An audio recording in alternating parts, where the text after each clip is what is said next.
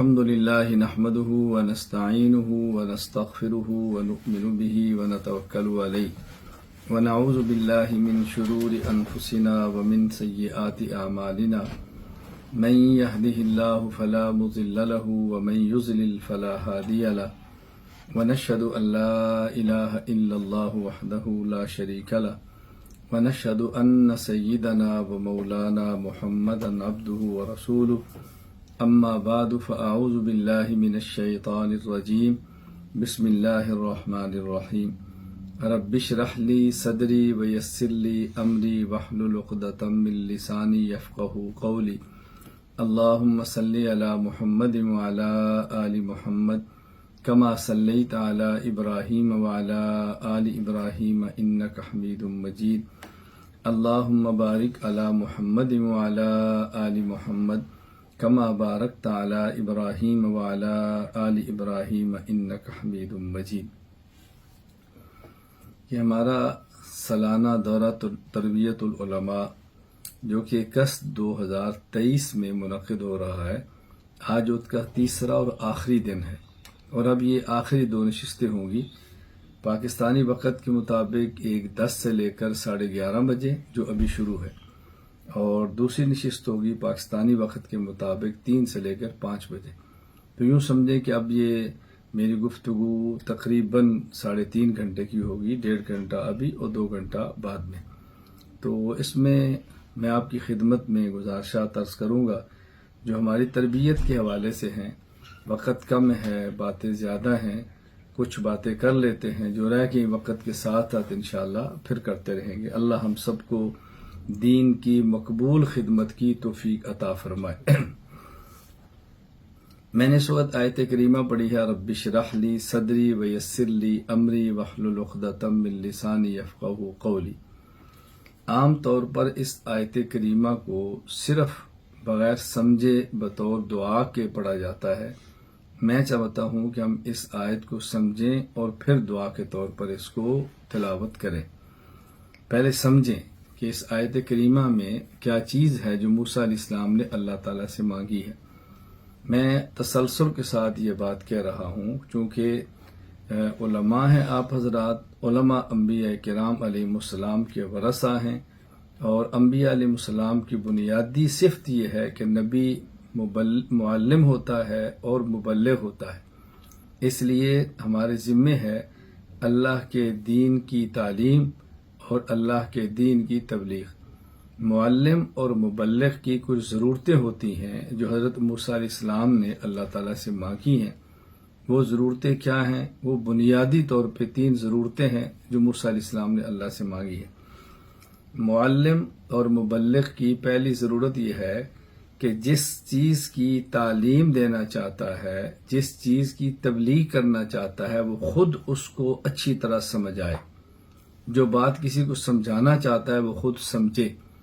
آپ نے دیکھا ہوگا 2 بندے گفتگو کرتے ہیں تو ایک بندہ دوسرے سے دوران گفتگو کہتا ہے کہ جو بات تو مجھے سمجھا رہا ہے تجھے سمجھ آئی ہے، جو بات تو مجھے کہنا چاہتا ہے تجھے خود پتہ ہے۔ یہ باتیں کہی جاتی ہیں، تو ضروری ہے کہ جو بات ہم سمجھانا چاہتے ہیں پہلے خود اس کو سمجھیں۔ نمبر 2، جو بات ہم دوسرے کو سمجھانا چاہتے ہیں یا پہنچانا چاہتے ہیں اس کے لیے ہمیں زبان چاہیے جو بات جس کے ذریعے ہم بات سمجھا سکیں۔ نمبر 3، ہمیں اسباب اور وسائل چاہیے کہ ہم اپنی بات دوسرے تک پہنچا سکیں۔ تو پہلی بات ہے کہ بات کا سمجھنا، دوسری بات ہے بات کو پہنچانے کے لیے زبان کا ہونا، اور تیسری بات ہے اس کے لیے اسباب اور وسائل کا ہونا۔ اگر انسان بات نہ سمجھا ہو تو سمجھانا ممکن ہی نہیں ہے، الجھن میں رہے گا، اور اگر سمجھا ہو لیکن سمجھانے والی زبان نہ ہو تو دوسرے کے دماغ میں بات اتارے گا کیسے؟ اور تیسری بات، اگر اسباب اور وسائل نہ ہو تو اپنی بات پہنچائے گا کیسے؟ ابھی دیکھیں ہمارے پاس آن لائن کے اسباب موجود ہیں، تو میں آپ حضرات سے ہزاروں کلومیٹروں کے فاصلے پر بیٹھا ہوں لیکن آپ میری بات سن رہے ہیں، میری بات سمجھ رہے ہیں۔ کوئی آپ سے بات کرنا چاہتا ہے تو میں اس کی بات سن رہا ہوں۔ تو حضرت موسیٰ علیہ السلام نے اللہ تعالیٰ سے یہ چیزیں مانگی ہیں۔ نمبر 1، اشرح لی صدری، اے اللہ میرا سینہ کھول دے، اللہ میرا سینہ کھول دے، جو بات میں سمجھانا چاہتا ہوں وہ بات مجھے سمجھ آئے۔ اس لیے میں ایک بات کہا کرتا ہوں کہ دماغ سمجھتا ہے یا دل سمجھتا ہے، اس پر آراء دونوں ہیں، دلائل ہیں۔ میں شرح الفقہ اکبر پہ اس پر بات بھی کر چکا ہوں، تحریر بھی کچھ کر چکا ہوں، لیکن قرآن کریم کو دیکھیں تو محسوس ہوتا ہے کہ سمجھنے کا تعلق دل کے ساتھ ہے۔ قرآن کریم نے مشرکین کے بارے میں کہا کہ ان کے لیے دل موجود ہے، لہم قلوب لا یفقہون بہا، دل ہے لیکن دلوں سے سمجھتے نہیں ہیں۔ جس کا مطلب اس کا تعلق پھر دل کے ساتھ ہوا نا۔ رب اشرح لی صدری، اللہ میرے لیے میرا سینہ کھول دے۔ اور بھی آیات ہے، میں اس وقت اس عنوان کو نہیں چھیڑ رہا۔ نمبر 2، یسر لی امری، اے اللہ مجھے اسباب عطا فرما کہ میں اپنی بات دوسروں تک پہنچاؤں۔ پھر احلل عقدۃ من لسانی، اے اللہ مجھے فصیح زبان عطا فرما کہ میں بات سمجھا سکوں۔ یفقہوا قولی، تاکہ یہ لوگ میری بات سمجھیں۔ اب عالم کی ضرورتیں ہیں۔ پہلی ضرورت بات کو سمجھنا، دوسری ضرورت سمجھانے کے لیے زبان کا ہونا، تیسری ضرورت اس کے لیے اسباب اور وسائل کا ہونا۔ جب 3 چیزیں ملتی ہیں تو یفقہوا قولی، پھر لوگ بات سمجھ جاتے ہیں۔ اس سے معلوم ہوا کہ پیغمبر کے ذمے بات کو سمجھانا ہے، بات کو منوانا نہیں ہے۔ تو عالم جو نبی کا وارث ہے اس کے ذمے بات کو سمجھانا ہے، منوانا نہیں ہے۔ جب سمجھانے اور منوانے میں فرق کر لیں گے تو تشدد، لڑائی، گالی گلوچ یہ ختم ہو جائیں گی۔ کیوں؟ ہم نے سمجھانا ہے، منوانا نہیں ہے۔ بس کوئی مانتا ہے تو اس کی مرضی، نہیں مانتا تو اس کی مرضی، بات ختم ہوگی۔ ہمارے ہاں چونکہ بنیادی جو دعوت ہے وہ عقائد کی ہے، عقائد کے ساتھ پورے دین کی بات ہم کرتے ہیں۔ جس طرح میں پہلے دن کہہ چکا ہوں، میں بار بار یہ بات دہراتا ہوں کہ دین 5 چیزوں کا نام ہے: اعتقادات، عقائد، عبادات، اعمال، اخلاقیات، اخلاق، معاشرات اور معاملات۔ ان میں سب سے اہم ترین چیز عقائد ہے۔ تو جب ہم نے عقائد سمجھانے ہیں تو ہم نے پہلے عقائد سمجھنے۔ جب عقائد اچھی طرح سمجھ جائیں گے تو پھر سمجھانا بہت آسان ہوگا، اور عقائد اچھی طرح سمجھ جائیں گے تو عقائد کی تعبیر بہت آسان ہوگی۔ جب عقائد اچھی طرح سمجھ جائیں گے تو دلائل کے ساتھ کھولنا آسان ہوگا۔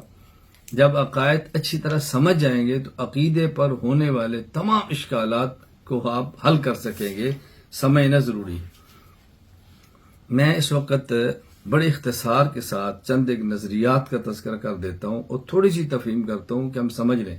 مثلا عقائد میں بنیادی عقیدہ اللہ تعالیٰ کی توحید کا ہے۔ ہمارا عقیدہ ہے کہ اللہ تعالیٰ موجود ہے، اللہ تعالیٰ موجود ہیں، یہ ہمارا عقیدہ ہے۔ اب ظاہر ہے اللہ تعالیٰ جب موجود ہیں تو اللہ تعالیٰ کہاں موجود ہیں؟ اللہ تعالیٰ موجود ہیں تو کیسے موجود ہیں؟ اس کے لیے ہم لفظ استعمال کرتے ہیں، اور اہل علم یاد رکھ لیں، ہم کہتے ہیں اللہ تعالیٰ موجود بلا جسم، بلا مکان، بلا جہت، بلا کیفیت۔ یہ ہے ہمارا عقیدہ۔ اللہ تعالیٰ بغیر جسم کے، بغیر مکان کے، بغیر جہت کے، بغیر کیفیت کے موجود ہیں۔ اب اس بات کو عوام کیسے سمجھے؟ عام بندے کے دماغ میں آنا مشکل ہے، تو ان کو پھر سمجھانے کے لیے کہہ دیتے ہیں کہ اللہ تعالیٰ ہر جگہ موجود ہیں۔ اور جب ہم کہتے ہیں ہر جگہ موجود ہیں تو اس کا مطلب یہ ہے کہ جب جگہیں نہیں تھی اللہ تعالیٰ تب بھی تھے، جگہیں ہیں اللہ تعالیٰ اب بھی ہیں، اور جب جگہیں نہیں ہوں گی اللہ تعالیٰ تب بھی ہوں گے۔ ہر جگہ ہونے کا معنی یہ ہے کہ اللہ تعالیٰ جگہ سے پاک ہیں۔ اللہ تعالیٰ کو موجود ہونے کے لیے جگہ کی ضرورت نہیں ہے۔ جب ہم کہتے ہیں اللہ تعالیٰ موجود بغیر جسم کے، تو جتنے اشکالات اللہ تعالیٰ کے بارے میں آتے ہیں ختم ہو جائیں گے۔ جب ہم کہتے ہیں اللہ تعالیٰ ہر جگہ موجود ہیں تو لوگ کہتے ہیں الیاذ باللہ، کیا سلمے میں بھی ہیں؟ کیا بیت الخلاء میں بھی ہیں؟ میں نے یہاں تک اپنے کانوں سے مخالفین کو گفتگو کرتے ہوئے سنا ہے کہ وہ کہتے ہیں دیکھو میری کرسی کے نیچے کیا اللہ ہے؟ استغفر اللہ۔ تو ہم کہتے ہیں دیکھیں، جب ہم کہتے ہیں اللہ موجود بلا جسم ہے، یہ کرسی کے نیچے ہونا، بیت الخلاء میں ہونا، فلاں جگہ پہ ہونا، ان سب کا تعلق جسم کے ساتھ ہے. اللہ تعالیٰ بغیر جسم کے موجود ہے. اسی طرح اللہ تعالیٰ بغیر جہت کے موجود ہے. جب آپ کہتے ہیں اللہ تعالیٰ عرش پر ہے تو عرش اوپر ہے، تو اللہ تعالیٰ کے لیے آپ کو جہت ماننی پڑے گی، اور ہم اللہ تعالیٰ کو جہت سے پاک سمجھتے ہیں. اور جب آپ کہتے ہیں کہ اللہ تعالیٰ عرش پر ہے تو عرش مکان ہے، اللہ تعالیٰ مکان سے پاک ہے. تو ہم یہ نہیں کہہ سکتے کہ اللہ تعالیٰ عرش پر ہے. میں اس لیے گزارش کر رہا ہوں، یہ ہمارا نظریہ ہے کہ اللہ تعالیٰ موجود بلا جسم، بلا جہت، بلا مکان اور بلا کیفیت ہے. کیفیات اجسام کی ہوتی ہیں، جب اللہ کا جسم ہی نہیں ہے تو اللہ کے لیے کیفیت کیسی ہوگی؟ سب اشکالات دفع ہو جائیں گے جب یہ عقیدہ رکھ لیں گے کہ اللہ تعالیٰ موجود بلا جسم ہیں. یہاں علمی اشکالات چونکہ علماء ہیں، میں اب ان مباحث کو چھیڑ ہی نہیں رہا. ایک ساتھی نے سوال کیا کہ جب اللہ تعالیٰ موجود ہیں تو موجود اسم مفعول ہے، اور اسم مفعول کے لیے فاعل کا ہونا ضروری ہے کہ جب تک کوئی موجد نہیں ہوگا تو کوئی موجود کیسے ہوگا؟ جب کوئی پیدا کرنے والا ہوگا تو پھر پیدا ہوگا نا. جب کوئی پیدا کرنے والا ہی نہیں ہوگا تو پیدا کیسے ہوگا؟ تو جب اللہ کو موجود مانتے ہیں تو یہ بتائیں کہ پھر موجد کون ہے. تو یہ بات ذہن نشین فرما لیں، یہ ضابطہ مخلوقات کے لیے ہے. اللہ تعالیٰ مخلوق نہیں، اللہ تعالیٰ خالق ہے، اس لیے اللہ تعالیٰ اس کے بغیر موجود ہیں. میں یہی بات عرض کر رہا ہوں، جب ہم کہتے ہیں نا موجود کے لیے موجد کا ہونا ضروری ہے، یہ اس موجود کے لیے موجد کا ہونا ضروری ہے جو پہلے سے نہ ہو، قدیم نہ ہو. ابھی ہوا تو کوئی ہوگا تو پیدا ہوگا، تو اللہ تعالیٰ تو قدیم ہے نا. اس لیے اللہ کے بارے میں یہ ضابطہ قطعا نہیں، بات ذہن نشین فرما لیں. باقی اس کے لیے میں علماء کرام سے گزارش کروں گا کہ توحید باری تعالیٰ کے عنوان پر میری فائل موجود ہے. جو حضرات مرکز تشریف لائے ہیں، میری ان سے گزارش ہے کہ آپ ایک مرتبہ مکتبہ دارالایمان میں داخل ہوں اور ذرا فائلیں دیکھیں کہ اس عنوان پر کتنی فائلیں ہیں جو ہم نے تیار کی ہیں. 50 کے لگ بھگ تیار ہیں، باقی کام جاری ہے، وہ یہاں سے لے جائیں. اور جو دور دراز تشریف فرما ہے اس کو PDF منگوائیں اور اس کو نکال کے پرنٹ کر کے اپنے پاس رکھیں. دیکھیں میں نے اپنے پاس مستقل فائلیں پرنٹ کر کے رکھی ہیں تاکہ آنے والوں کو میں دکھاتا ہوں کہ دیکھیں میرے پاس فائلیں موجود ہیں. یہ ایک منٹ مجھے دکھاؤ ذرا. گزشتہ کل میرے پاس ملاقات کے لیے کچھ حضرات تشریف لائے. ان میں کچھ انگلینڈ سے تھے، کچھ دبئی سے تھے، کچھ کابل سے تھے، اور کچھ حضرات بخارا سمرقند سے تھے. تو مجھے کہہ رہے تھے کہ کوئی کسی کام کے لیے آئے تھے، مشورے کے لیے. تو میں نے کہا میں فی الحال چونکہ کچھ کاموں میں مصروف، علمی کاموں میں، اس لیے میں زیادہ وقت نہیں دے سکتا. دوبارہ بیٹھیں گے تو انشاءاللہ بات کریں گے. تو میں نے ان کو دکھایا. دیکھیں صورت میں چند ایک چیزیں آپ سے سن لگا ہوں، آپ اندازہ فرمائیں کس قدر یہ فائلیں یہاں پر موجود ہیں کہ جس پر ہم نے کام کیے. آپ دیکھیں گرامر ہے، صرف، نحو ہے، یہ دیکھیں یہ فقہ ہے. آپ دیکھتے چلیں. تقسیم میں آپ کو دکھانا چاہتا ہوں چند ایک چیزیں. تو یہ اس پر میں انشاءاللہ بات کروں گا بعد میں. یہ بچوں کے لیے نصاب وغیرہ ہے. دیکھیں یہ اٹھا لیں اس کو بیٹا. یہ آپ دیکھیں، یہ آپ کس قدر یہ ہیں. میں صرف کہہ رہا ہوں کہ اگر اس طرح آپ کے پاس چیزیں گھر پہ موجود ہوں، یہ دیکھو، یہ آپ دیکھیں کس قدر فائلیں ہیں جو میں آپ کو دکھا رہا ہوں.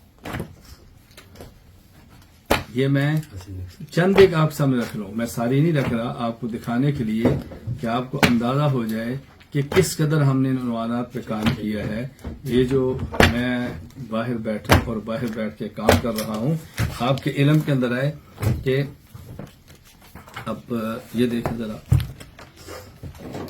اصول مناظرہ، اصول جرح تعدیل، اصول تاریخ، اصول افتاء، دیکھیں اصول تجوید، اصول عقائد، اصول حدیث، اصول تفسیر، اسلامی عقائد، فقہ اکبر کا متن، عقیدہ حسنہ کا متن، عقیدہ طحاویہ کا متن، عقیدہ نسویہ کا متن، شرح عقیدہ طحاویہ.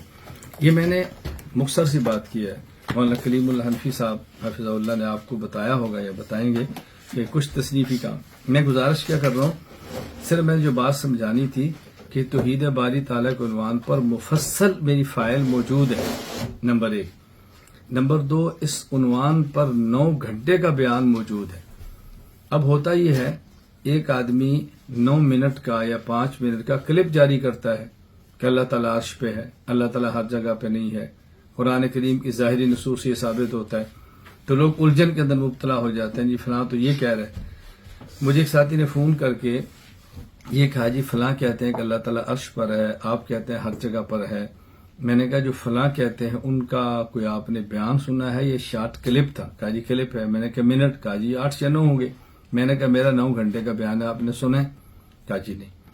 اچھا، میں نے کہا جو آپ نے مجھے فون کیا یا فون کر کے ان کو پوچھ لیں کہ آپ کہتے ہیں عرش پر ہے، مولانا الیاس گھمن صاحب کہتے ہیں ہر جگہ پر ہے، تو کیا کہ جی ان سے تو رابطہ نہیں ہوتا۔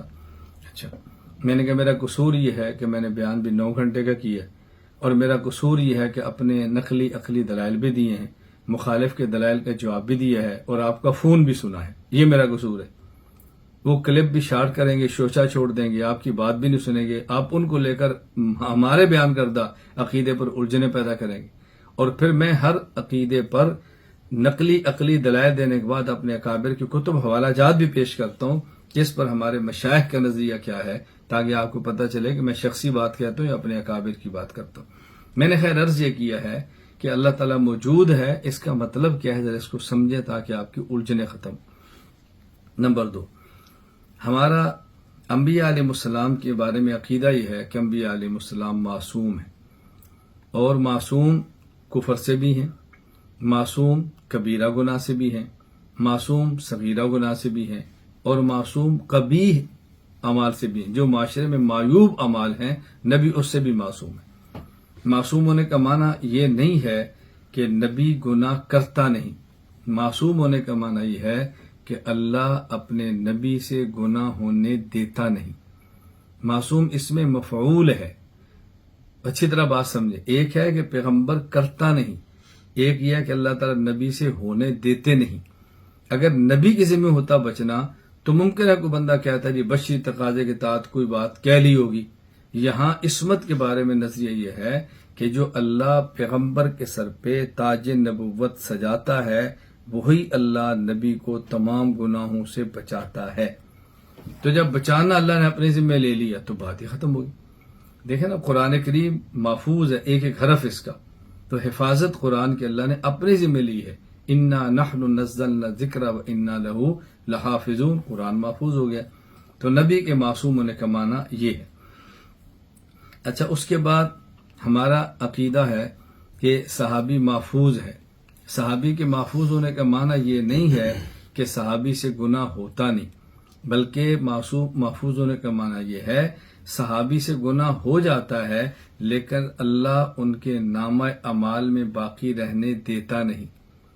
توبہ کی توفیق دے کے اللہ صحابی کے گناہ کو ختم فرما دیتے ہیں۔ تو نبی معصوم ہے اور صحابی محفوظ ہے۔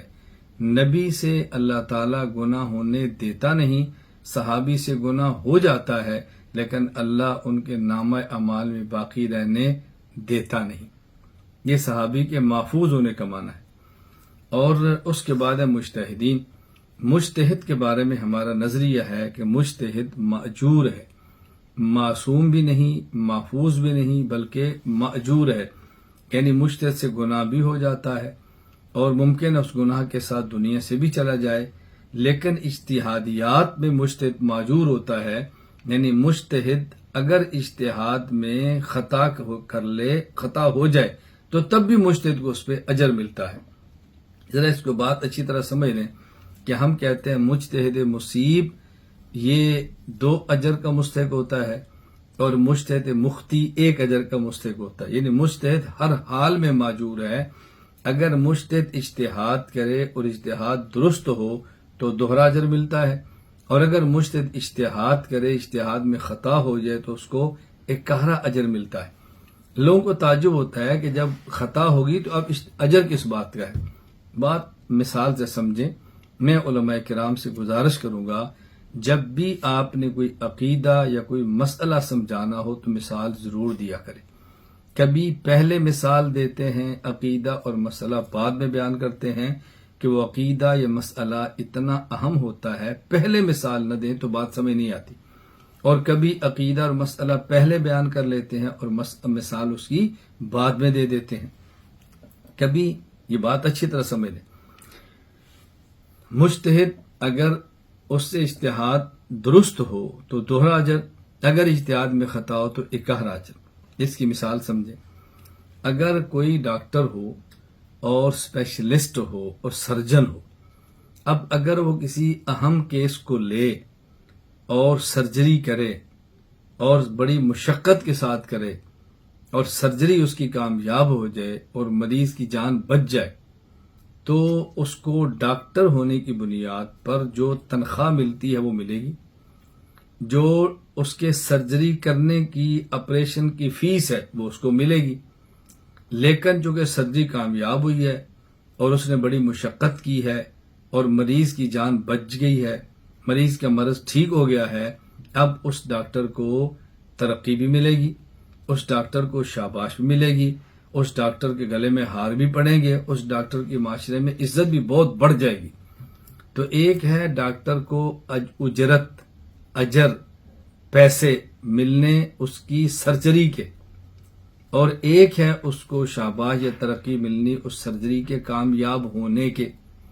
لیکن اگر کوئی کیس بہت اہم ہو، دماغ کا ہے، دل کا ہے، گردے کا ہے، کوئی اہم آپریشن ہے اور ڈاکٹر سرجری کرتا ہے لیکن سرجری اس کی ناکام ہو جاتی ہے اور مریض فوت ہو جاتا ہے، تو ڈاکٹر کو تنخواہ اور اجرت اس کی سرجری کی تب بھی ملے گی، اس لیے کہ اس نے سرجری کی ہے، دیانتداری سے کی ہے، پورا وقت دیا ہے، پوری کوشش کی ہے، جو اس کی تعلیم تھی اس نے مکمل اس کو استعمال کیا ہے، اپنا تجربہ استعمال کیا، اپنے اوزار استعمال کیے ہیں، لیکن اتنی مشقت اور محنت کے باوجود سرجری کامیاب نہیں ہو سکی اور مریض فوت ہو گیا، تو ڈاکٹر کو اس مریض کے بچ جانے پہ، صحت مند ہونے پہ جو شاباش اور ترقی ملنی تھی وہ اب نہیں ملے گی۔ تو ہم کہتے ہیں اگر کوئی ڈاکٹر سرجری کرے اور کامیاب سرجری ہو جائے تو سرجری کرنے کی اجرت بھی ملے گی اور کامیاب سرجری ہونے پر اس کو ترقی اور شاباش بھی ملے گی۔ اور اگر ڈاکٹر سرجری کرے اور سرجری ناکام ہو جائے تو سرجری اور آپریشن کی اس کو اجرت ملے گی، لیکن اس آپریشن میں ناکام ہونے کی وجہ سے اس کو جو ترقی یا اس کو شاباش ملنی ہے وہ نہیں ملے گی۔ اسی طرح جب مجتہد اجتہاد کرتا ہے اور اجتہاد اس کا درست ثابت ہوتا ہے تو اجتہاد کرنے کا اجر الگ ہوتا ہے اور اجتہاد کے درست ہونے کا شاباش ترقی اجر الگ ہوتا ہے کہ اس کے درجات بلند ہوتے ہیں، دوہرا اجر۔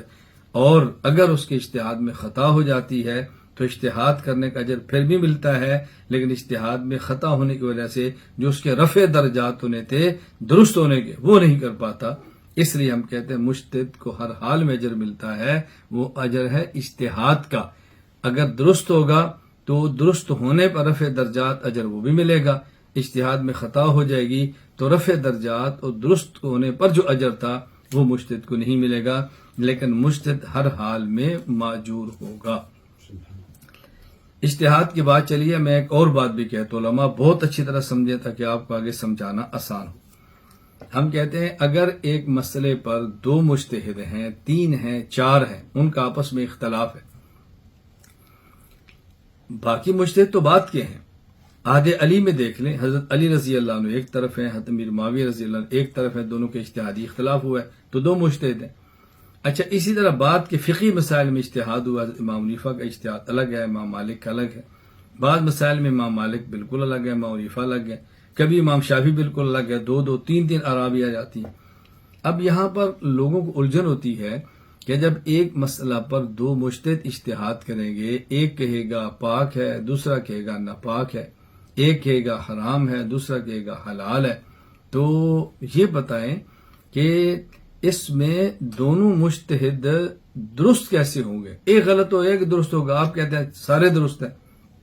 بات اچھی طرح سمجھ لیں، میں بات سمجھایا کرتا ہوں کہ مجتہد کا اگر اختلاف ہو بھی جائے، عند الناس 4 مجتہد برحق ہیں اور عند اللہ 1 مجتہد برحق ہے۔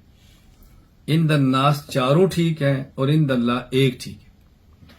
یہ کیا ہوا کہ لوگوں کے سارے ٹھیک ہے تو اللہ کے ایک ٹھیک ہے، جب اللہ کے ایک ٹھیک ہے تو ہمارے بھی ایک ہی ٹھیک ہونا چاہیے۔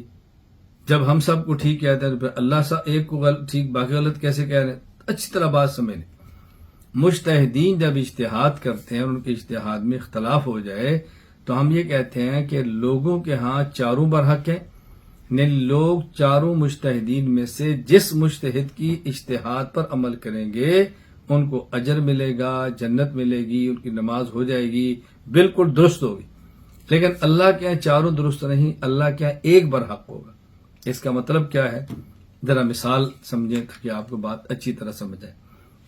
اگر 4 آدمی سفر کے لیے گھر سے نکلے ہیں اور دوران سفر رات آ گئی اور موسم ابر آلود ہو گیا، گرد و غبار آ گئی، کوئی آندھی آ گئی، کوئی ایسا ماحول بن گیا موسم کا کہ ان کو قبلے کا معلوم نہیں ہو رہا کہ قبلہ کس طرف ہے، قبلے کا تعین نہیں ہو رہا اور قبلہ بتانے والا بھی کوئی نہیں۔ آپ کہیں گے آج کے دور میں تو کوئی مشکل نہیں۔ آج کے دور میں مشکل ہے، جب موبائل کی بیٹری ڈیڈ ہو جائے گی تو کیا ہوگا؟ موبائل ہی کام نہیں کرے گا تو کیسے آج کے دور میں آپ پتہ کریں گے؟ بچوں والی باتیں نہ کریں۔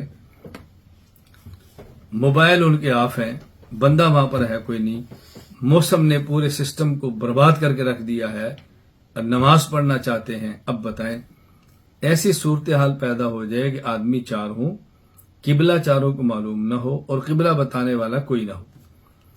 اب ضرورت پیش آ گئی، اب یہ نماز کیسے پڑھیں گے؟ یہاں پر مسئلہ یہ ہے کہ نماز کے لیے تو قبلے کی طرف منہ کرنا شرط ہے۔ یہ ذہن میں رکھیں کہ جب کعبہ نظر آ رہا ہو تو پھر کعبہ کی طرف منہ کرنا شرط ہے۔ اسے کہتے ہیں جہت کعبہ، اسے کہتے ہیں عین کعبہ قبلہ ہوتا ہے۔ اور اگر آپ کعبہ سے دور ہیں، فاصلے پر ہیں یا درمیان میں بلڈنگیں ہیں، کعبہ نظر نہیں آ رہا تو پھر قبلہ کعبہ نہیں جہت کعبہ ہوتی ہے کہ جس طرف کعبہ ہے اس طرف منہ کرے۔ دیکھیں نا، جیسے ہم پاکستان والے یا ہندوستان والے منہ کرتے ہیں مغرب کی طرف۔ اب ظاہر ہے کعبہ تو چھوٹا ہے اور ہم کہاں کھڑے ہیں؟ 1000 کلومیٹر، اور سب کا منہ اس طرف۔ تب ان سب کا منہ خاص کعبہ کی طرف نہیں نا، کعبے کی جہت کی طرف ہے کہ جس طرف کعبہ ہے۔ بات اچھی طرح ذہن نشین فرمائے۔ 4 آدمی سفر میں جا رہے ہیں، نماز کا وقت ہو گیا، ان کو قبلہ معلوم نہیں، قبلہ بتانے والا کوئی نہیں، اور نماز کے لیے شرط ہے منہ کا جہت کعبہ کی طرف ہونا، قبلہ کی طرف ہونا۔ اب یہ کیا کریں؟ اس کے لیے یہ 4 تحری کریں، یہ 4 اجتہاد کریں، یہ 4 غور کریں، اپنے اپنے دل سے فیصلہ کریں کہ ان کا دل کیا کہتا ہے۔ اللہ کی شان 4 کا دلی رجحان بدل گیا۔ ایک کہتا ہے جی میرے خیال میں تو کعبہ ایک طرف ہے، اس طرف ہے۔ دوسرا کہتا ہے جی میرے خیال میں کعبہ اس طرف ہے۔ تیسرا کہتا ہے جی میرے خیال میں کعبہ اس طرف ہے۔ چوتھا کہتا ہے میرے خیال میں کعبہ اس طرف ہے۔ تو یہ 4 اس طرف منہ کر کے نماز پڑھیں گے جس طرف ان کا دل کہہ رہا ہے، جس طرف ان کی رائے ہے، ان کی تحری ہے، ان کا اجتہاد ہے۔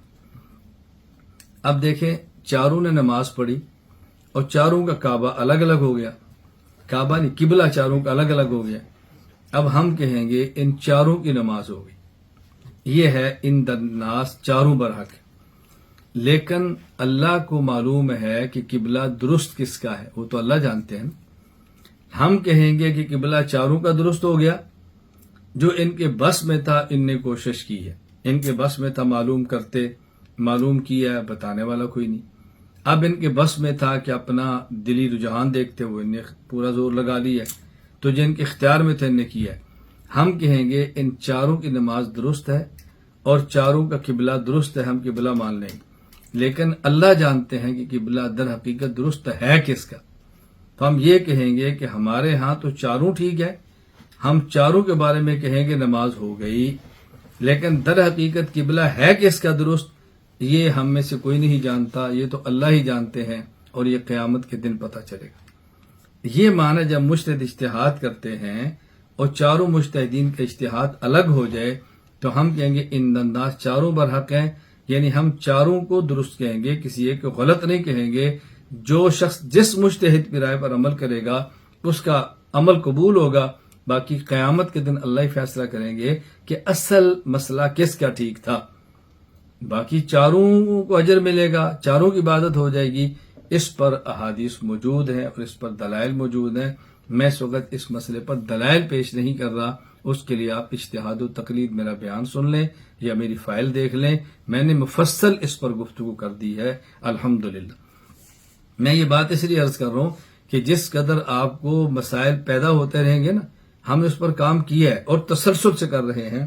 میں نے مرکز اپنے ساتھ اور اپنے ساتھ کام کرنے والے افراد کی خدمت میں عرض کیا ہے، دیکھو ہم نیت کر لیں کہ جو عقائد اور جو مسائل ہیں جن پر کام ہمارے بس میں ہے، ہم فائل بھی بنا دیں، آڈیو بیان بنا دیں، ویڈیو بنا دیں اور یہ کام کر کے ہم دنیا سے چلے جائیں۔ باقی جس کو ضرورت ہوگی وہ آتا رہے گا اور لیتا رہے گا اور اس کی ضرورتیں پوری ہوتی رہیں گی۔ جو ہمارے ذمہ کام ہے ہم وہ کریں گے انشاءاللہ العزیز۔ بس دعا فرمائے کہ اللہ تعالیٰ عافیت کے ساتھ ان کاموں کو پایا تکمیل تک پہنچا دے۔ تو میں یہ مجتہدین کے بارے میں مختصر سی بات کی ہے تاکہ بات اچھی طرح الجھن نہ۔ اچھا، اسی طرح بسا اوقات ہمارے یہاں ایک امام کا قول ہوتا ہے اور وہ قول بظاہر دلائل کے خلاف ہوتا ہے اور لوگ اس پر اعتراض کرتے ہیں، تو ہم کہتے ہیں بات اچھی طرح سمجھ لیں، ہم حنفی ہیں، اگر ہمارے اوپر آپ نے اعتراض کرنا ہے تو حضرت امام اعظم ابو حنیفہ رحمہ اللہ تعالی کا وہ قول پیش فرمائیں جس پر ہمارا فتویٰ ہے۔ مفتہ بھی قول کو لے کر اعتراض کریں، جس پر فتویٰ نہیں اس کو لے کر اعتراض نہ کریں۔ جس پر فتویٰ نہ ہو اسے کہتے ہیں غیر مفتہ بھی۔ غیر مفتہ بھی مسئلہ کو لے کر اعتراض کرنا ایسے ہی ہے کہ جیسے آدمی حدیث صحیح کے مقابلے میں حدیث ضعیف کو لے کر اعتراض کرے، حدیث راجح کے مقابلے میں مرجوح کو لے کر اعتراض کرے، حدیث ناسخ کے مقابلے میں منسوخ کو لے کر اعتراض کرے۔ تو حدیثیں ایک مسئلے پر دو ہوتی ہیں، ایک منسوخ اور دوسری ناسخ۔ ایک مسئلہ پر حدیثیں دو ہوتی ہیں، ایک مرجوح اور دوسری راجح۔ ایک مسئلہ پر حدیثیں دو ہوتی ہیں، ایک ضعیف ایک صحیح اور ایک ضعیف اور ایک صحیح۔ تو جب منسوخ اور ناسخ ہوں تو ناسخ کو لیتے ہیں، مرجوح اور راجح ہوں تو راجح کو لیتے ہیں، اور اسی طرح ضعیف اور صحیح ہوں تو پھر صحیح کو لیتے ہیں۔ یہ بات ذہن نشین فرما لیں، الجھن کے اندر مبتلا نہ ہوں۔ اسی طرح جب امام کے دو قول آ جائیں، ایک غیر مفتہ بھی اور ایک مفتہ بھی، تو پھر غیر مفتہ بھی کو چھوڑ کر مفتہ بھی قول کو لیتے ہیں کہ آپ نے ذہن نشین کرنے، اس کے اندر الجھن کے اندر مبتلا نہیں ہونا۔ آج کل ایک دھوکہ کیا دیا جاتا ہے، مثلا میں بعض مسائل پر ہونے والے اعتراضات کے جواب دیتا ہوں۔ اب جن مسائل پر ہونے والے اعتراضات کے جواب دیے ہیں، پہلے وہ مسئلہ نقل کرتا ہوں، بھی یہ مسئلہ ہے اور اس پر اعتراض ہے، پہلے مسئلہ اور پھر جواب۔ اب مثلا غیر مقلدین ہیں یا اہل بدعت ہیں یا دیگر لوگ ہیں، وہ اس مسئلے کو نقل کر کے ویڈیو کو اپلوڈ کر دیں گے اور کہیں گے ہو دیکھو جی مولانا الیاس گنبد نے کیا کہا، دیکھو جی دیکھو کیا کہہ دیا اور بات غلط کہہ دی اور یہ کہہ، اور ہمارے ساتھی اس سوال کا جواب نہیں سنتے، مرکز رابطہ نہیں کرتے، احناف میڈیا پہ جا کے اس کو تلاش نہیں کرتے، وہ بھی مجھے بھیجتے ہیں کہ مولانا صاحب اس کا جواب کیا ہے۔ میں نے کہا اس کا جواب، یہ کلپ مکمل ہے؟ کہا جی مکمل تو نہیں ہے۔ میں نے کہا پھر ہمیں مکمل بھیج دیں۔ میں نے کہا مجھے آپ بتائیں میں کتنے ہزاروں کو مکمل میں بھیج سکتا ہوں؟ بھائی احناف میڈیا سروسز موجود ہے، آپ یوٹیوب پہ جائیں، آپ فیس بک پہ جائیں، آپ سرچ کریں، مرکز سے رابطہ کریں اور آپ لے لیں۔ میں کتنے بندوں کو یہ بات بتا سکتا ہوں، آپ اس بات کو سمجھیں۔ تو مخالفین اس مسئلے کو لیتے ہیں جس پر اعتراض کا میں نے جواب دیا ہوتا ہے، تو اس مسئلے کو نشر کر دیتے ہیں اور جو جواب ہے اس کو ختم کر دیتے ہیں۔ تو لوگ کہتے ہیں دیکھو جی کیا ہو گیا۔ اس پر بہت ساری دلچسپ باتیں، میں کتنی باتیں آپ کو سناؤں گا۔ میں دو واقعات پیش کرتا ہوں، دونوں کا تعلق مناظرہ کے ساتھ۔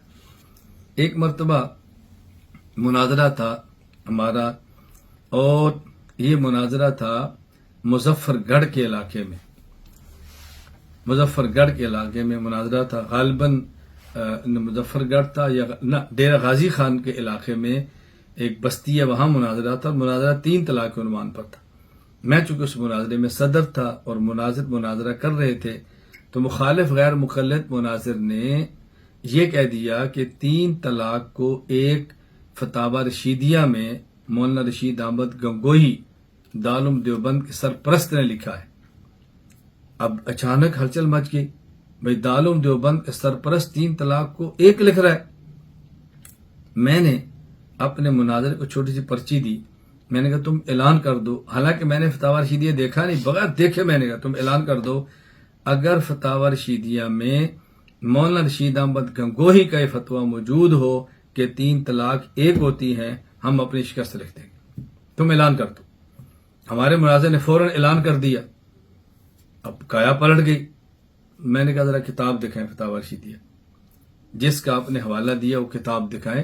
ظاہر ہے ہم تو وہ کتابیں لے کر جائیں گے نا جتنی ہمیں ضرورت ہے، پورا کتب خانہ تو اٹھا کر کوئی نہیں لے کر جاتا. جب انہوں نے لیا فتاوی رشیدیہ، میں نے کھولا اور کھول کر اب میں نے عوام کو سمجھایا.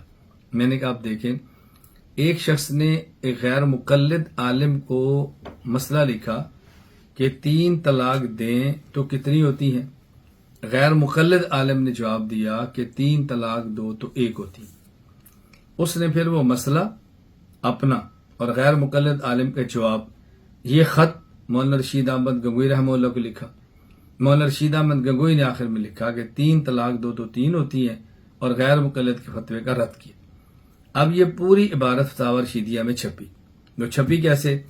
پہلے سائل کا سوال، پھر غیر مقلد عالم کا جواب، پھر مفتی رشید احمد گنگوئی رحمہ اللہ کا اس پر آگے جواب. اس غیر مقلد عالم نے مفتی رشید احمد گنگوئی کے جواب کو نقل نہیں کیا، بلکہ عام آدمی کے سوال اور غیر مقلد کے جواب کو نقل کیا اور مولانا رشید احمد گنگوئی کے کھاتے جڑ دیا کہ مولانا رشید احمد گنگوئی کا فتویٰ ہے کہ 3 طلاق دو تو 1 ہوتی. حالانکہ مولانا رشید احمد گنگوئی کا فتویٰ 3 طلاق کو 3 دینے کا تھا.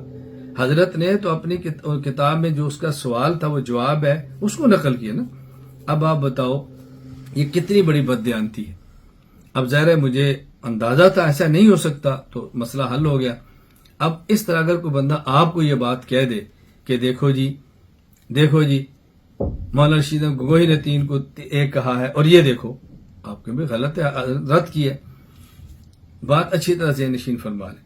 اسی طرح ڈیرہ غازی خان میں ایک بستی ہے تو وہاں روافظ کے ساتھ مناظرہ طے ہوا. روافظ کے ساتھ مناظرہ طے ہو گیا. ہم مناظرے پہ چلے گئے. اللہ کی شان یہ ہے آج بھی اس نشست میں ڈیرہ غازی خان کے حضرات موجود ہیں. آپ ان سے پوچھیں اور وہاں جا کے تحقیق کریں. یہ غالباً چوٹی زیری کے قریب کو بستی ہے، مجھے اب بستی یاد نہیں ہے. آپ احناف میڈیا پہ جائیں، آپ اپلوڈ کریں تو جو نظمیں لکھی جاتی ہیں، میری ایک بڑی وائرل ہونے والی ویڈیو تھی جس میں میں خود جیپ چلا رہا ہوں اور یعنی ایسے جیپ چٹان کے اوپر سے یوں گزری ہے تو ٹرک پیچھے چٹان ایسے نا اکھڑی ہے، وہ اسی علاقے کی ہے، یعنی سہارا سے گزر کر ہم گئے تھے. میں خود اس جیپ کو چلا رہا تھا. خیر اب ہوا کیا کہ روافظ تو نہیں آئے، بستی چھوڑ کے چلے گئے. لوگوں نے کہا جی کچھ رافضیوں کے عقیدوں پر بیٹھ کے بات کرتے. ہم نے کتابیں سامنے رکھی اور بات کر دی. اب میں نے کچھ حوالہ جات ریکارڈ کیے کہ روافظ کا کس قدر مکروہ اور غلط یہ مذہب ہے، کس قدر غلط. اس پر میں نے ایک حوالہ دیا رجال کشی کا کہ ان کے محقق توسی تھے، رجال کشی کے اندر ہیں کہ وہ بدفعلی کرواتے تھے. بدفعلی، مرد ہو کر بدفعلی کرواتے تھے. اور کسی نے پوچھا کیوں کراتے ہیں تو اس نے کہا بدفعلی کرانے سے تواضع اور عاجزی پیدا ہوتی ہے. میں نے کہا اندازہ کر کس قدر یہ غلیظ ان کا عقیدہ ہے. میں نے پیش کیا. اب ہوا کیا، یہ تقریباً سال میں 1 بار ہوتا ہے. اب اس ویڈیو کو لوگ اپلوڈ کرتے اور پھیلاتے ہیں کہ دیکھو جی مولانا الیاس گمن کتاب کا حوالہ دے کر کہہ رہے ہیں کہ بدفعلی کرانا جائز ہے، تواضع پیدا ہوتی ہے. لوگ پھر مجھے بھیجتے مولانا صاحب اس کا جواب کیا ہے، مولانا صاحب اس کا جواب کیا ہے. اچھا بعض لوگ جو مجھے جانتے ہیں وہ صاف کہتے ہیں اب یہ جھوٹ ہے، ایسا نہیں ہو سکتا، مولانا نے کوئی اور بات کی، تم نے غلط بات کی ہے، کٹنگ ہو گئی اور ہوا ایسے ہی.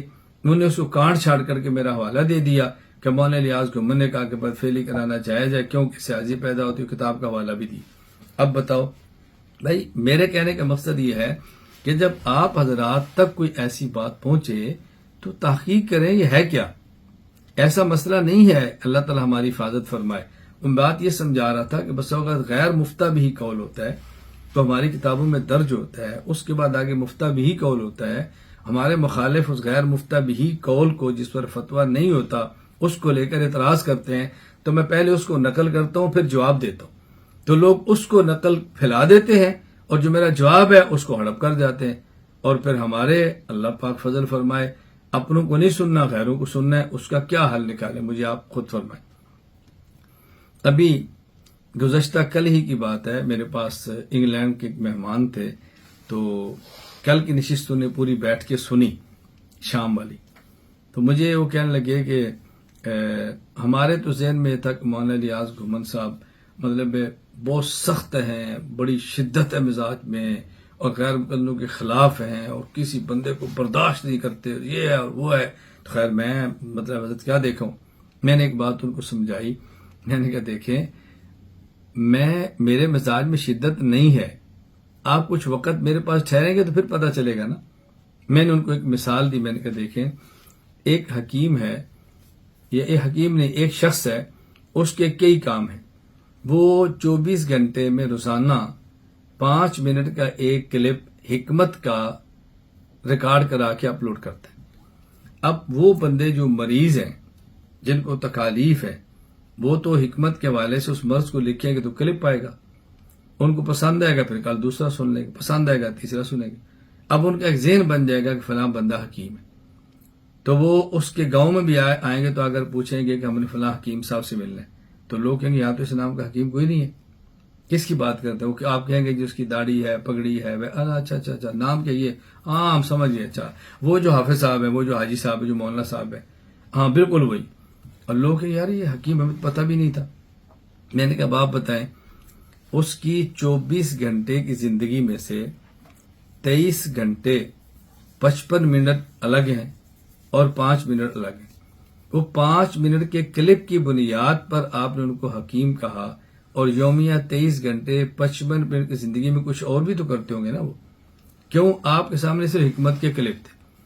میں نے کہا ہوا یہ کہ چونکہ میں نے احقاق حق کے ساتھ ابطال باطل بھی کیا ہے، اور لوگ بہت پریشان تھے، کہیں روافظ کا حملہ، کہ قادیانیوں کا حملہ، کہ مودودیت کا حملہ، کہ مماتیت کا حملہ، کہ بریلویت کا حملہ، کہ غامدیت کا حملہ، کہ اور حملے ہی حملے تھے۔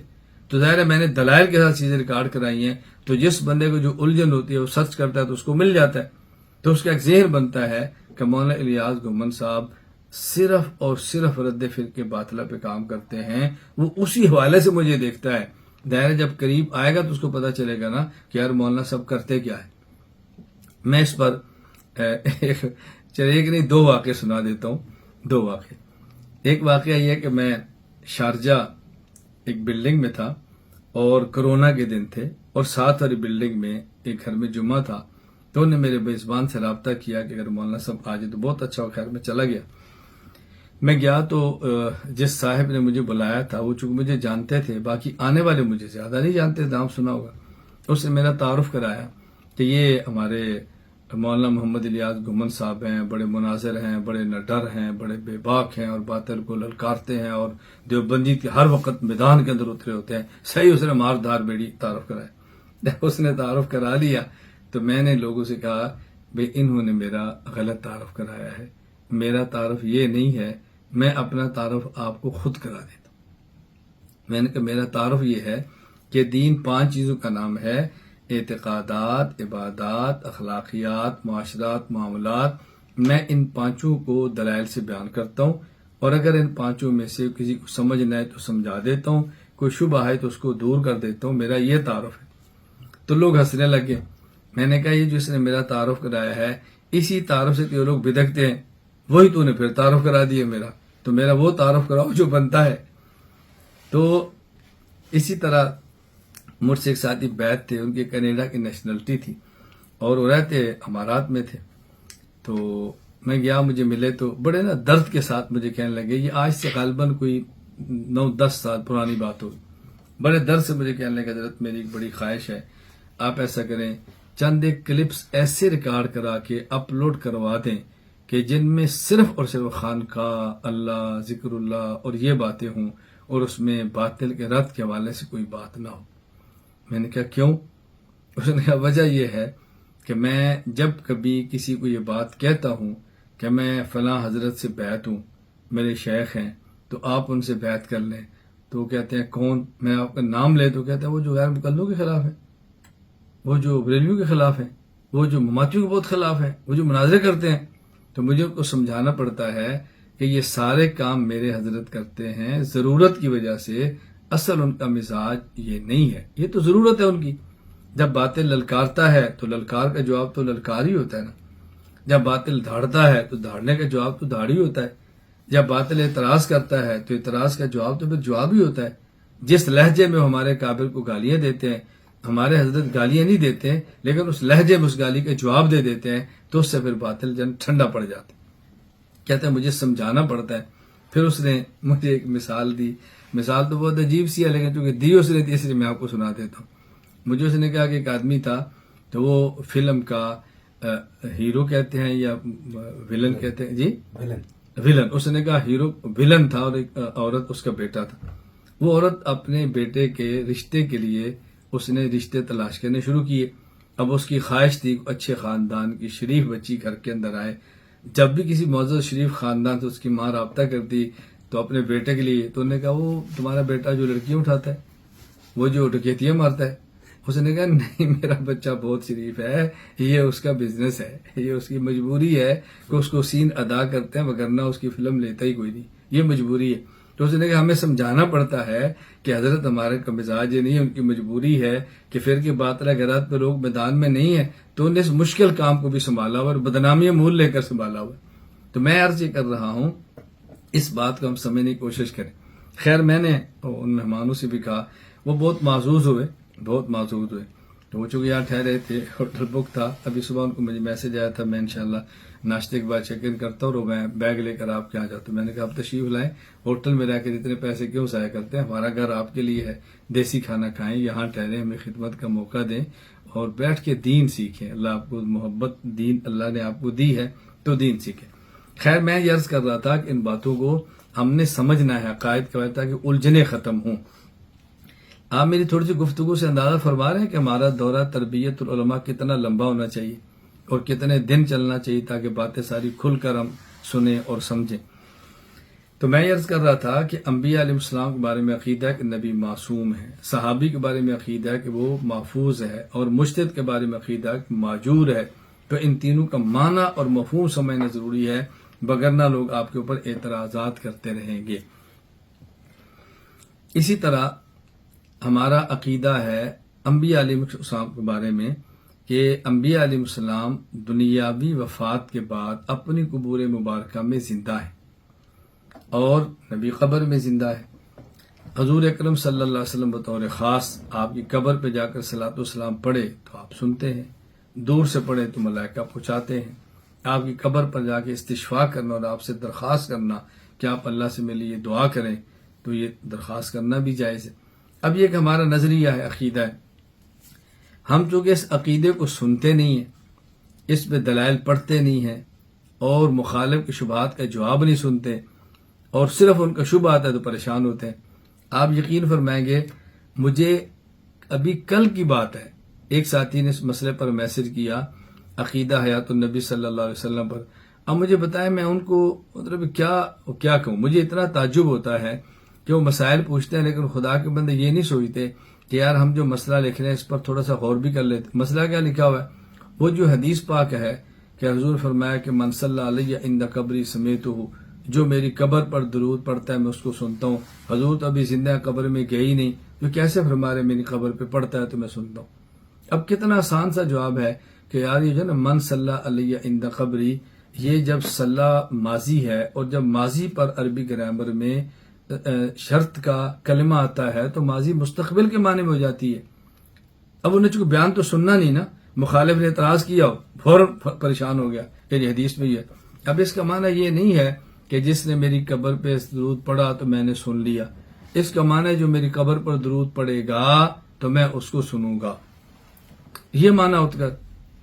اب مثلا قرآن کریم میں ہے وَإِذَا سَأَلَكَ عِبَادِي عَنِّي فَإِنِّي قَرِيبٌ، السَّأَلَ ماضی ہے، کوئی کہے کہ مولانا صاحب یہ تو پہلے بار اللہ فرماتے ہیں کہ جس کسی نے مجھ سے سوال کیا تھا نا میں نے اس کی بات کو میں نے جواب دیا تھا، یہ آج کے لیے تو نہیں ہے تو ہم پھر کس سے مانگیں؟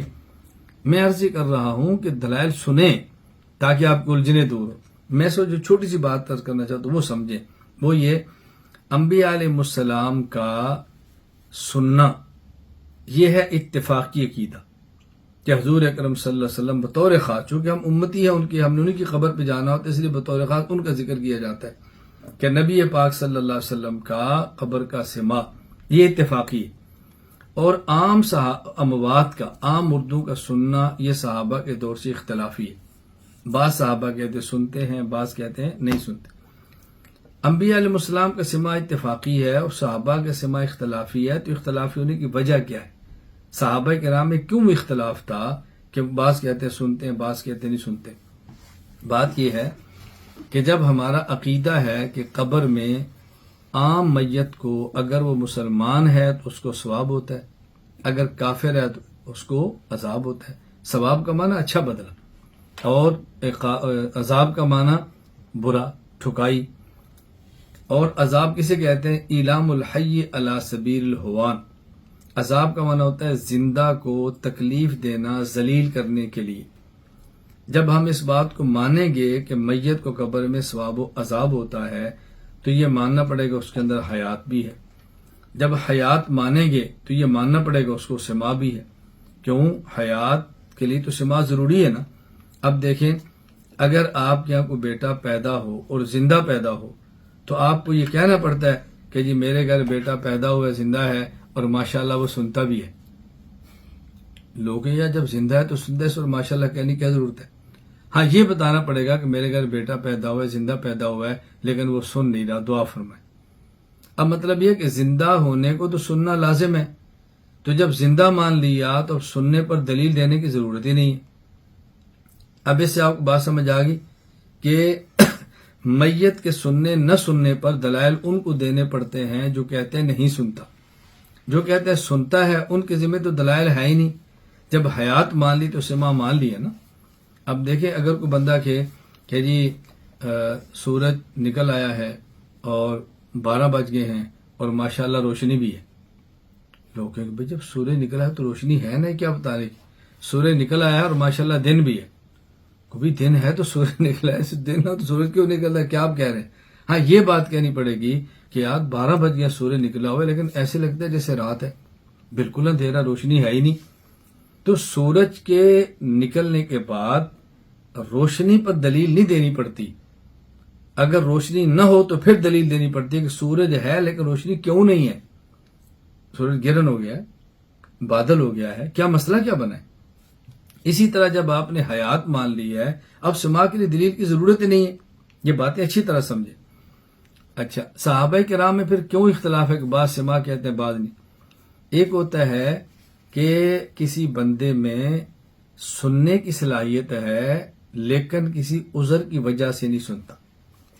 اب جو کافر ہے قبر میں اس کو ہوتا ہے عذاب، اور جو مومن ہے قبر میں اس کو ہوتا ہے ثواب۔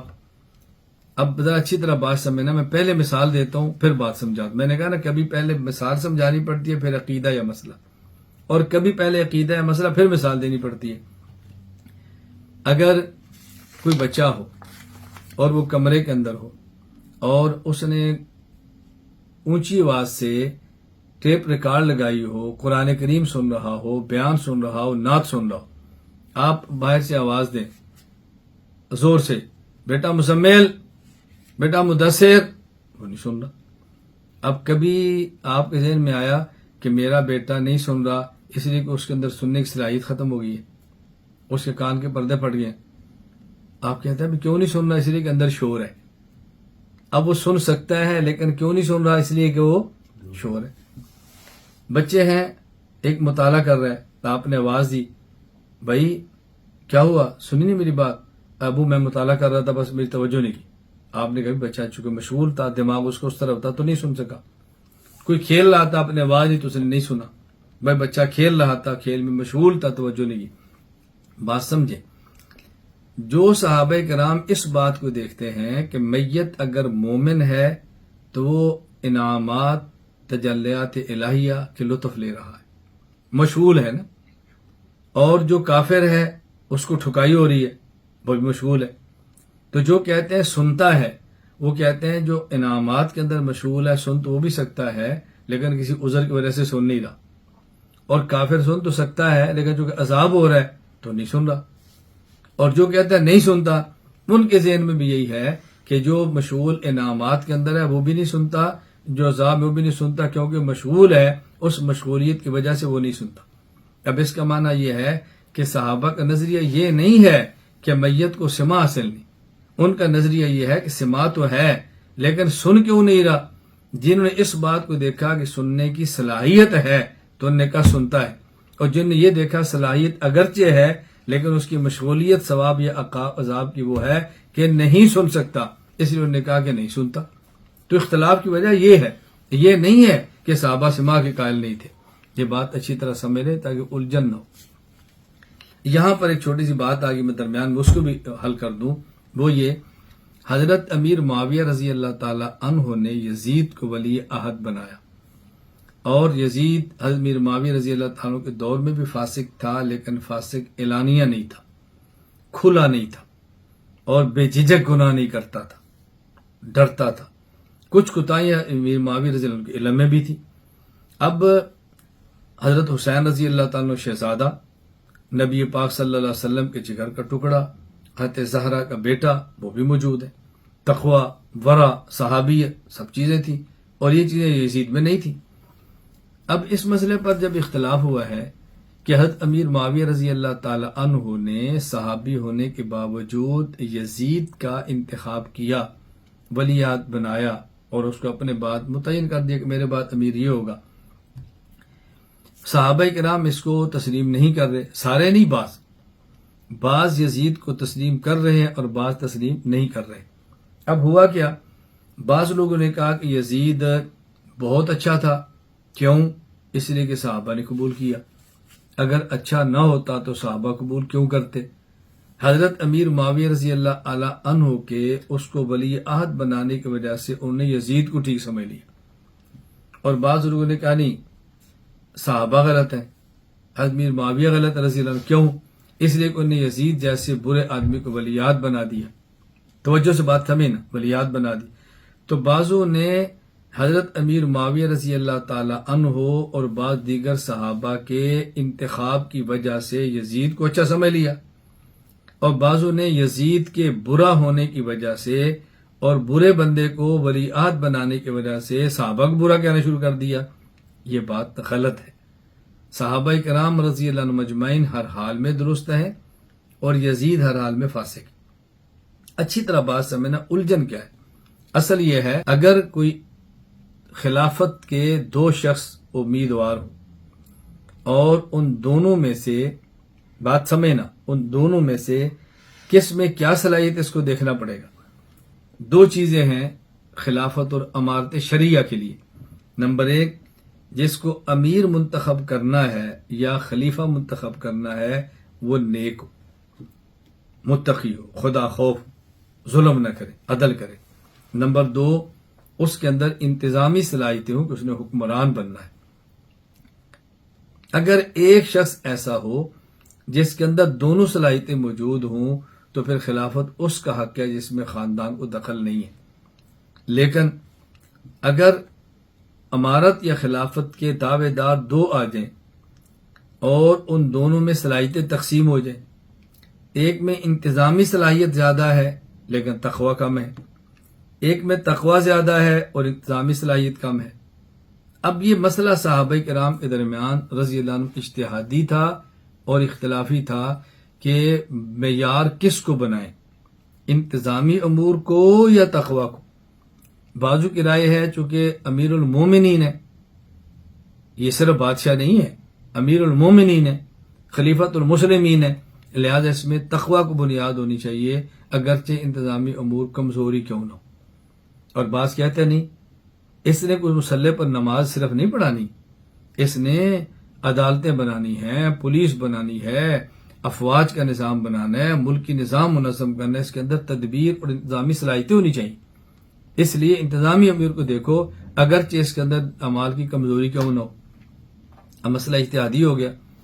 اب حضرت حسین رضی اللہ تعالیٰ عنہ تقوی، ایمان، ورع، زہد لا مثال لہ ولا مثل لہ، یزید جیسے کھربوں بھی آ جائے تو ان کے پاؤں کی خاک کے برابر بھی نہیں ہو سکتے، یہ بات طے شدہ ہے۔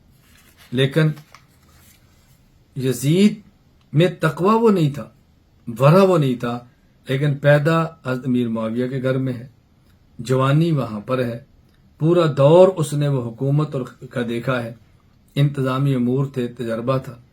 حضرت امیر معاویہ رضی اللہ عنہ کی رائے یہ تھی کہ چونکہ اس میں انتظامات کی صلاحیت موجود ہے، باقی سر پہ بوجھ پڑے گا تو جو چھوٹی موٹی کوتاہیاں اس کو چھوڑ کر یہ تقوی اختیار بھی کر لے گا۔ انسان جب ذمہ داری پڑتی ہے تو کچھ حیا کرتا ہے تو ٹھیک ہو جائے گا، اس بنیاد پہ دے دیا۔ تو وجہ کیا تھی اچھی طرح سمجھ لیں، جن کی رائے یہ تھی کہ خلافت میں اہم چیز تقوی ہے، ان کے ہاں ترجیح حضرت حسین کی تھی، یزید کی نہیں تھی۔ اور جن کی رائے یہ تھی کہ نہیں خلافت میں بنیاد انتظامی امور ہیں، تقوی نہیں ہے، تو انہوں نے ترجیح یزید کو دی ہے، حضرت حسین کو نہیں دی رضی اللہ۔ تو یہ ایک اجتہادی اختلاف کی بنیاد پہ اختلاف ہوا ہے، یہ کان کھول کر سن لیں۔ یزید کے برا ہونے کی وجہ سے صحابہ کرام رضی اللہ عنہ مجمعین کو برا نہیں کہا جا سکتا، اور صحابہ کرام کے اچھا ہونے کی وجہ سے یزید کو صالح اور نیک نہیں کہا سکتا۔ اعتدال کا اور درمیانہ اور اہل حق کا راستہ اختیار کریں، اس پٹڑی سے اتریں گے تو برباد ہو جائیں گے۔ یہ میں نے تھوڑی سی وضاحت کی ہے کہ آپ کے علم کے اندر آ جائے کہ مسئلہ کیا ہے۔ اب صحابہ کرام رضی اللہ عنہ مجمعین کے بارے میں مختصر عقائد سمجھ لیں جو ہمارے بنیادی چیزیں ہیں، یعنی جس کو میں کہا کرتا ہوں کہ یہ چیزیں ہم نے رٹنی ہے، ہر بندے کو ازبر ہونی چاہیے۔ وہ کیا؟ ہر صحابی مومن ہے، ہر صحابی عادل ہے، ہر صحابی حجت ہے، ہر صحابی معیار حق ہے، ہر صحابی تنقید سے بالا تر ہے، ہر صحابی محفوظ ہے، اور جب کسی مسئلے پر سارے جمع ہو جائیں تو پیغمبر کی طرح معصوم ہے رضی اللہ عنہ۔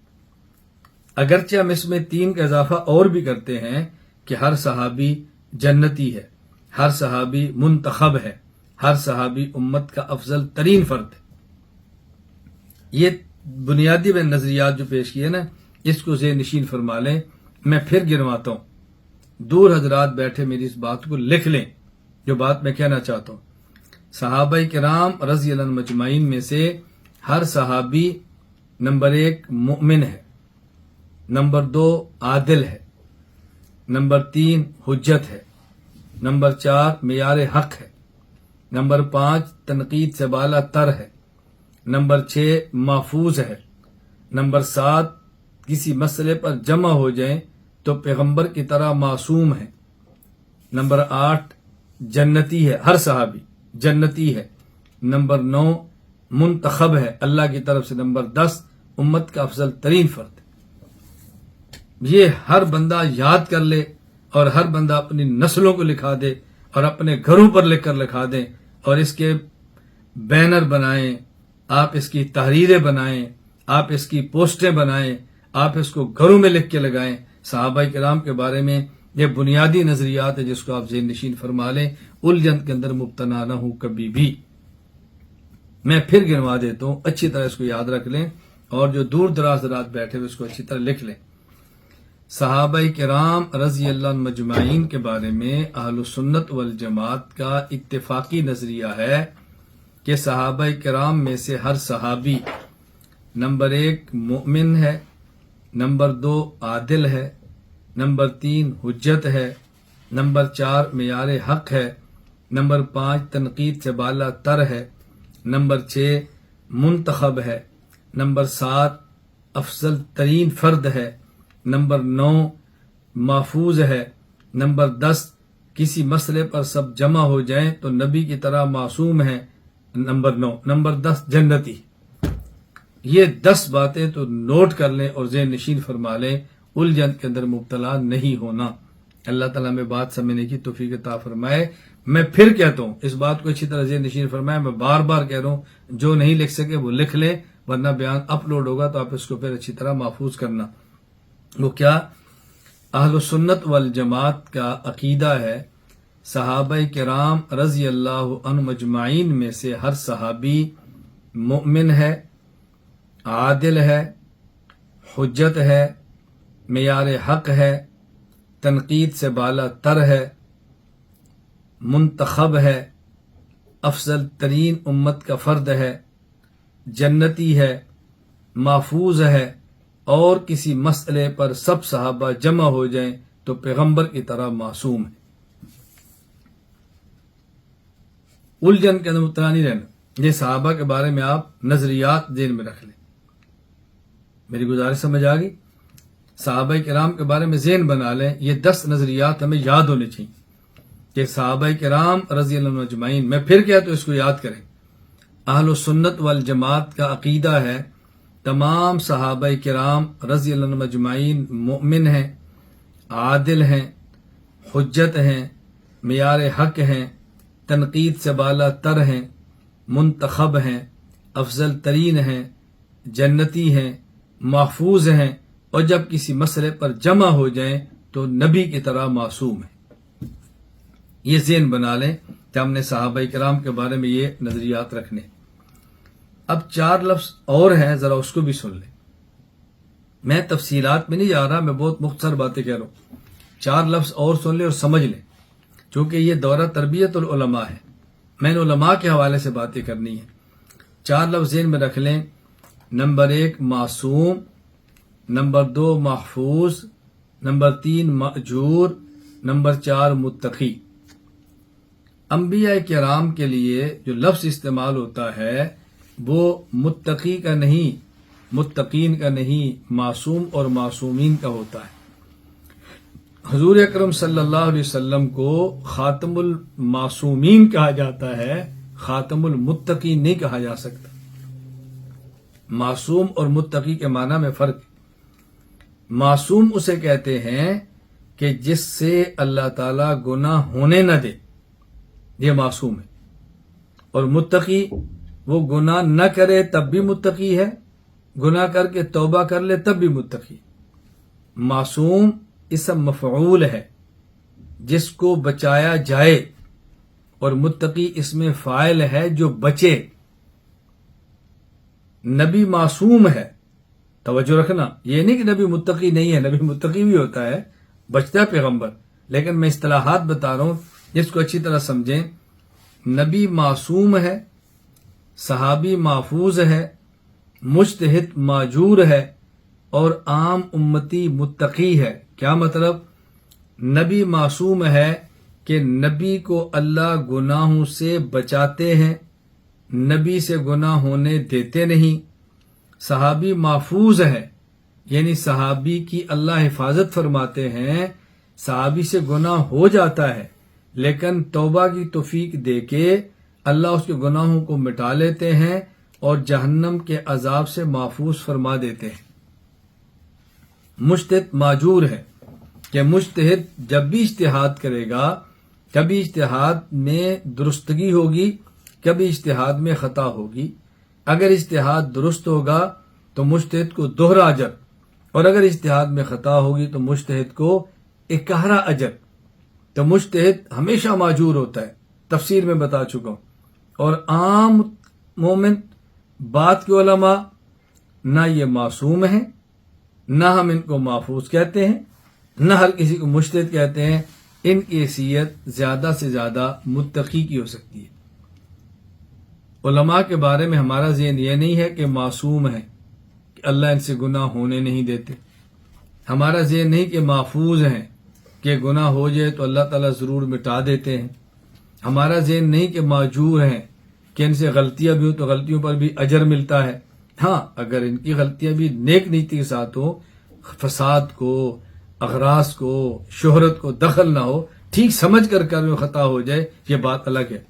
ہمارا نزدیک علماء کرام متقی۔ اب بات اس پر ذرا توجہ سمجھ لیں۔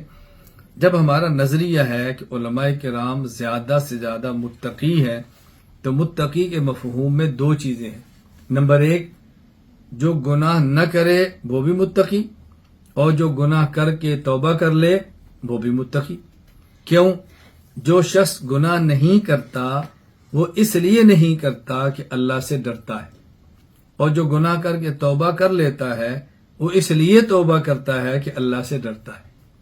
تو جس نے شروع سے گناہ نہیں کیا وہ اس نے بھی اللہ کے ڈر کی وجہ سے نہیں کیا، اور جس نے کر کے چھوڑ دیا اور توبہ کر لی اس نے بھی اللہ سے ڈر کے توبہ کی۔ اگر کسی شخص نے نماز وقت پہ پڑھی ہے، اللہ سے ڈرتا ہے تو تبھی پڑھتا ہے، اور اگر کسی نے غفلت سے چھوڑ دی ہے اور بعد میں قضا کر رہا ہے تو ڈرتا ہے تو قضا کو پڑھ رہا ہے، اگر نہ ڈرتا تو کیوں پڑھتا؟ اگر کسی نے روزہ رکھا ہے، اللہ سے ڈر کے رکھا ہے، اور اگر کوئی نہیں رکھ سکا تو بعد میں توبہ کرتا ہے تو ڈرتا ہے تو توبہ رکھ رہا ہے۔ اگر کوئی آدمی زنا سے بچتا ہے، اس کا معنی اللہ سے ڈرتا ہے، اور اگر کسی زنا ہو گیا اور گڑ گڑا کر رو رہا ہے تو اس کا مطلب ہے ڈرتا ہے تو تبھی رو رہا ہے، اگر نہ ڈرتا تو پھر یہ روتا کیوں؟ تو متقی کا معنی صرف یہ نہیں کہ وہ گناہ کرتا نہیں، گناہ نہ کرے تب بھی متقی ہے، اور گناہ کر کے توبہ کر لے تب بھی متقی ہے۔ قرآن کریم میں اللہ تعالیٰ نے جو متقین کے اوصاف بیان فرمائے ہیں، صرف ایک مقام کو میں پڑھتا ہوں، آپ اندازہ فرمائے کہ متقین کے بارے میں اللہ کیا فرماتے ہیں۔ وَسَارِعُوا إِلَىٰ مَغْفِرَةٍ مِّن رَّبِّكُمْ وَجَنَّةٍ عَرْضُهَا السَّمَاوَاتُ وَالْأَرْضُ أُعِدَّتْ لِلْمُتَّقِينَ الَّذِينَ يُنفِقُونَ فِي السَّرَّاءِ وَالضَّرَّاءِ وَالْكَاظِمِينَ الْغَيْظَ وَالْعَافِينَ عَنِ النَّاسِ وَاللَّهُ يُحِبُّ الْمُحْسِنِينَ وَالَّذِينَ إِذَا فَعَلُوا فَاحِشَةً أو ظلموا أنفسهم ذكروا الله فاستغفروا لذنوبهم ومن يغفر الذنوب إلا الله ولم يصروا على ما فعلوا۔ یہ بھی متقی ہے جس نے بے حیائی کا کام کر لیا اور اپنی جان پہ ظلم کر لیا ہے، لیکن اللہ سے استغفار کیا ہے، جب اللہ کی یاد آئی ہے تو گڑ گڑا کے مانگا ہے، ولم يصروا، اور اپنے گناہ پہ ڈٹا نہیں، یہ بھی متقی ہے۔ اس لیے علماء کرام کو ذہن بنانا چاہیے کہ جس قدر علماء کرام دین کا کام کر رہے ہیں، یہ نبی بھی نہیں، صحابی بھی نہیں، مجتہد بھی نہیں، یہ عام علماء ہیں اور متقی ہیں۔ کبھی گناہ کریں گے، کبھی نہیں کریں گے، کبھی کریں گے، کبھی نہیں کریں گے۔ اس لیے اگر اپنے ہم اثر کسی عالم میں کوئی کمزوری دیکھیں، اس کی کمزوری کو اچھالے نہیں، اللہ کے لیے اس کی کمزوری پر پردہ ڈالیں اور اللہ سے دعا مانگے کہ یا اللہ اس کے گناہ پر پردہ ڈال دے، ستاری کی چادر کو ڈال دے، اور اللہ اس کو تو خوب خوب دین کی خدمت کی توفیق عطا فرما۔ علماء کرام ذہن بنا لیں۔ ابھی چند دن قبل میں مدینہ منورہ میں تھا تو میرے پاس ایک آدمی آیا اور اس نے کہا جی میں فلاں مولانا صاحب کے علاقے کا ہوں اور وہ آپ کا شاگرد ہے۔ تو میں نے فوراً کہا کہ دیکھیں وہ نبی نہیں ہے، وہ صحابی نہیں ہے، وہ مجتہد نہیں ہے، اس کی قدر کرو۔ تو وہ مجھے کہنے لگے کہ جو ہمارے محلے میں، لیکن میں کبھی ان کو ملا نہیں ہوں، اس لیے کہ ان کے بہت تشدد ہے، بہت سخت ہیں، یہ کرتے ہیں، وہ کرتے ہیں۔ اب اس نے میرے پرانے بیان نہیں سنے ہوئے تھے، تو موجودہ سنے سے کہا آپ تو بڑے معتدل ہیں اور بڑے نرم مزاج ہیں، تو وہ بہت سخت ہے۔ تو میں نے کہا میں نے آپ سے پہلے نہیں کہا کہ وہ نبی نہیں ہے، صحابی نہیں ہے، مجتہد نہیں ہے، میں نے پہلے نہیں کہا تھا؟ کہتے نہیں میں سمجھا نہیں۔ میں نے کہا یہ جو ان کا طرز عمل ہے تو یہ غلط ہے نا؟ جی غلط ہے۔ تو میں نے کہا غلط پر گناہ ہوتا ہے نا؟ کہتے جی ہاں۔ تو میں نے کہا میں نے تو پہلے کہا نا وہ گناہ کرتے ہیں، میں نے تو پہلے آپ سے کہا وہ نبی بھی نہیں، صحابی بھی نہیں، مجتہد بھی نہیں، وہ گناہ بھی کرتے ہوں گے، ان کی پھر بھی قدر کرو۔ میں نے کہا اس لیے میں کہہ رہا ہوں کہ جو کام عقائد کا وہ کر رہے ہیں، یہ کام آپ کے علاقے میں اور کوئی نہیں کر رہا، قدر کرو ان کی۔ میں ان کی صفائی تھوڑی دیر کو بہت نیک آدمی، اس بات کو ذہن نشین فرما لیں۔ ایک بار میں جلسہ میں تھا تو جلسہ میں مجھے بڑے جلسے میں چٹ آئی، خدا گواہ ہے میں جھوٹ نہیں بول رہا، بڑے جلسے میں چٹ آئی کہ آپ کے بارے میں ہم نے سنا ہے اور آپ پر الزام ہے کہ آپ نے فلاں کام کیا۔ میں نے کہا وہ کیا یا نہیں کیا اس پر تو کسی کے پاس گواہ نہیں ہے، میں آپ سب کے سامنے توبہ کرتا ہوں، آپ اس پر گواہ بننے اور قیامت کو اللہ کے دربار میں کہنا کہ یا اللہ اس نے اس گناہ سے توبہ کی تھی، ہم اس کے گواہ ہیں۔ میں نے کہا اور چٹیں تو دے، اب اور کوئی چٹ نہیں آ رہی۔ میں نے کہا یار میں نے جنت میں نہیں جانا، چلو اگر آپ کسی نے میرے بارے میں بتا دیا ہے غلط تو ٹھیک، پر میں بحث ہی نہیں کرتا تو میں توبہ نہیں کر سکتا، مجھے آپ جنت میں نہیں بھیجنا چاہتے، میرے لیے دروازے آپ بند کرنا چاہتے ہیں، تو میں تو بحث ختم کر دیتا ہوں۔ میں نے کبھی آپ سے کہا کہ میں معصوم ہوں، کبھی میں نے کہا میں محفوظ ہوں، میں نے کبھی کہا مجتہد ہوں، میں کہتا ہوں مجھ سے گناہ ہوتے ہیں، کچھ آپ کے علم کے اندر ہوں گے، کچھ نہیں ہوں گے، جو علم ہے دعا فرمائے اللہ تعالیٰ مجھے توبہ کی توفیق دے، اللہ تعالیٰ مجھے معاف فرما دے۔ تو میں نے گزارش یہ کی ہے کہ علماء کرام دین کا کام کریں، اور دین کے کام کرنے والے دیگر علماء اگر ان کی کوئی کمزوری، کوئی گناہ آپ کے علم میں آئے تو اللہ کے لیے اس پر پردے کی چادر ڈال دیں اور اس کو نہ ظاہر کریں، نہ اس کی توہین کریں، نہ اس کی تذلیل کریں، اللہ سے دعا کریں کہ اللہ اس کے گناہ کو معاف فرما دے اور اللہ اس کو دین کی خدمت کے لیے قبول فرما لے۔ وآخر دعوانا الحمدللہ رب العالمین۔